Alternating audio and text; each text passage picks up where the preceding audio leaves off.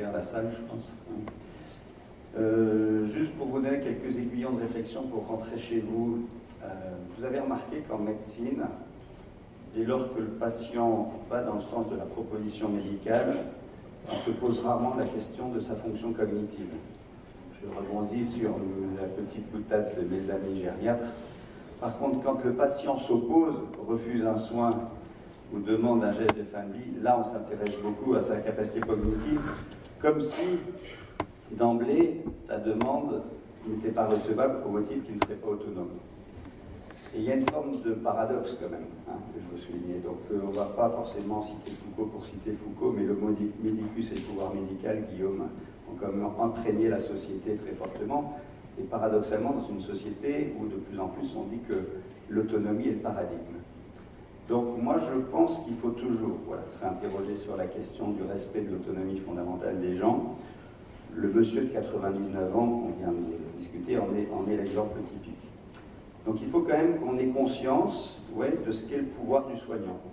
Le pouvoir du soignant, il a quand même le pouvoir de maintenir le patient en vie, il a aussi le pouvoir de le sauver, ce qui est une bonne chose, mais il a le pouvoir aussi d'aller à l'encontre des volontés fondamentales d'une personne. Donc il faut pas l'oublier.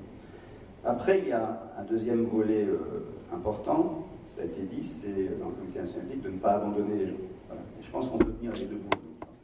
Ne pas abandonner, parce que laisser des gens mourir seuls, se suicider seuls, ne pas les accompagner, ce n'est pas forcément une forme d'humanité non plus qui est souhaitable. Alors est-ce que j'ai la réponse entre ces deux tensions? Je ne l'ai pas, parce qu'il n'y aurait pas de débat de société. Mais en tout cas, vous avez bien vu à travers aujourd'hui que, quel que soit l'état du droit et l'évolution du droit, la réflexion éthique sera toujours indispensable. Tous les cas que vous avez évoqués depuis ce matin, je pense que quel que soit le cadre législatif qu'on aurait souhaité avoir, ou qu'on souhaiterait avoir, ou qu'on ne souhaiterait pas avoir, les questions perdureront. Il y a un côté un peu rassurant, c'est qu'au moment de mettre fin à l'existence d'une personne, on va toujours s'interroger sur ces notions de sollicitude, de proximité, de respect de l'autre et tout.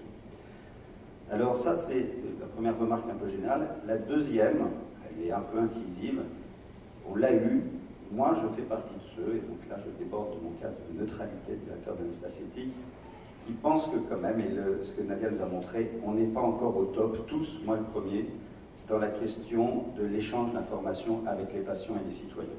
Il y a un écart de connaissances fondamental entre les soignants et les citoyens, et je pense que le champ de la démocratie en santé, c'est que désormais le soignant, ce n'est pas qu'un soignant, c'est aussi un conseiller. C'est un conseiller, c'est un délivreur de droits. Alors on peut dire que ce n'est pas l'évolution qu'on souhaite à titre personnel, mais si on est dans un espace démocratique aujourd'hui, on ne peut que référer au cadre démocratique dans lequel on exerce, parce qu'on est financé par l'assurance maladie, on est salarié de la fonction publique, on a aussi, en tant que soignant, des droits et des devoirs vis-à-vis des patients. Dernière chose, et ce sera peut-être un élément plus questionnant, c'est que fait-on de toutes les personnes qui ne sont plus effectivement en état d'avoir une volonté exprimée?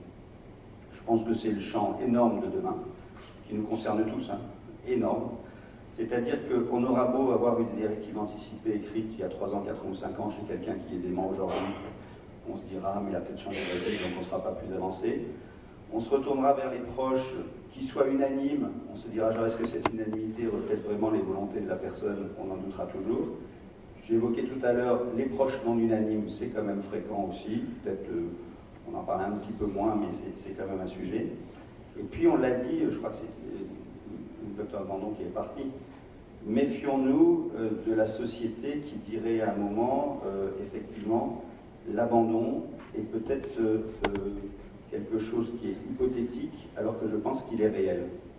Je pense que quand on regarde ce qui s'est passé pendant la crise Covid, ça fait un peu mal de le dire, quand on regarde comment les gens sont décédés dans les EHPAD, comment on a pu priver des gens de visites, comment on a pu priver de présentation des corps aux familles, c'est un peu dur de finir là-dessus, mais l'abandon est possible dans notre société.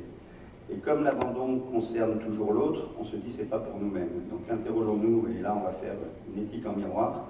Si c'est nous-mêmes, si c'est nos proches, je pense que ça va nous inciter peut-être à plus de militantisme citoyen pour revendiquer un égal accès pour tous à la médecine palliative à la sédation profonde et continue. Et là, on va tous être d'accord, je ne veux pas faire mon unanimisme politique, mais plutôt que de se déchirer dans une société sur des débats idéologisés, battons-nous sur le socle sur lequel on est d'accord. Et le socle sur lequel on est d'accord, c'est que, par exemple, que ce soit dans le Calvados ou dans l'Orne, on devra avoir le même accès aux soins et à la médecine palliative. Or, ce n'est pas le cas.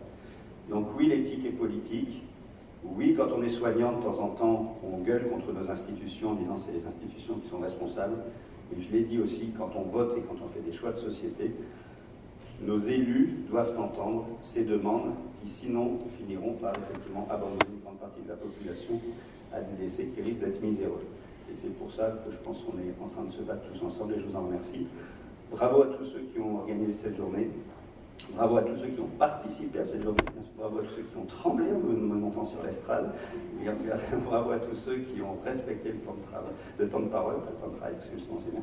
Et puis, suivez les actualités de l'espace éthique sur le site internet. L'année prochaine, il y aura à nouveau une journée des groupes d'éthique territoriaux.